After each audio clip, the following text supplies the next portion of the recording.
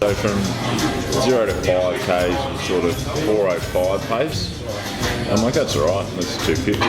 Yeah. Had him getting splits and Neil's is 2 minutes up, 3 minutes up. I'm like, who's hooking?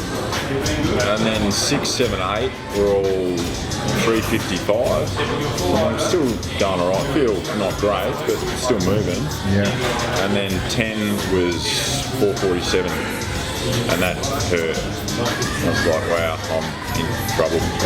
Because, to run that slow and hurt that much. Hi, I'm Luke Bell, professional triathlete. Grew up down in the coast of Victoria, in Portland, Victoria, and then moved down to Melbourne for university studies. Completed my sports science teaching degree. Been doing triathlons now since I was 22 years of age, so we've been going on 13 years of chasing summer to summer and working on that endless suntan. Originally getting into triathlon as a kid, I guess I fell into it through injuries playing football and basketball, and needed to find a sport where it was staying in a straight line, no changes of direction.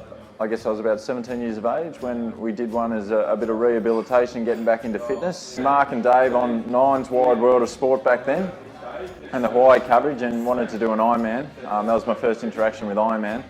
So at the time it was Ironman Australia at Foster Tuncurry, and signed up as a 22-year-old finishing university, thinking it was the only time to be able to squeeze it in before a full-time job. And luckily enough it went well enough, and we've been, I guess, chasing the Ironman circuit ever since. Been to the Big Island Kona, well, between the 70.3 event and the full Ironman, I think, close to 20 plus times. Off the cuff, I think racing Kona itself is about 11 times.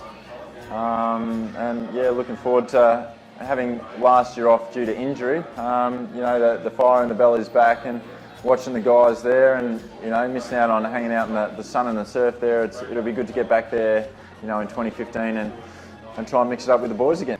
Yeah, I think my initial, I guess, interaction with the turbine is, you obviously notice that the coverage that Froome got to start with. So once calibre of athletes like that are starting to use a product, you do your research and you look into things, and these are the guys that as such are looking for the extra 2%ers, and for racing 2% makes a massive difference. If you think of 2% over 8 hours, that's the difference not only between first and second, but over an Ironman distance, it's the difference between first and 10th.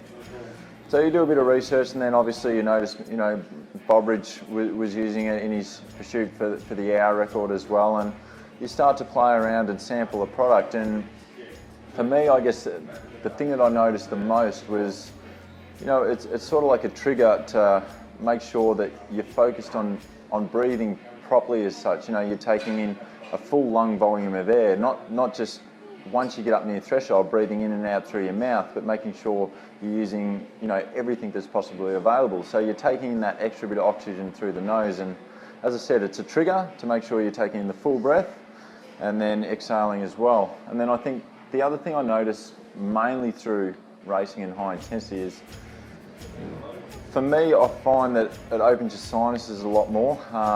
So I guess in simple terms, you're not getting as clogged up in the nose, you're not getting that drippage through the nose as well. It's keeping everything wide open, and as you breathe, it's clean, it's fresh, and you're not getting that congestion of mucus.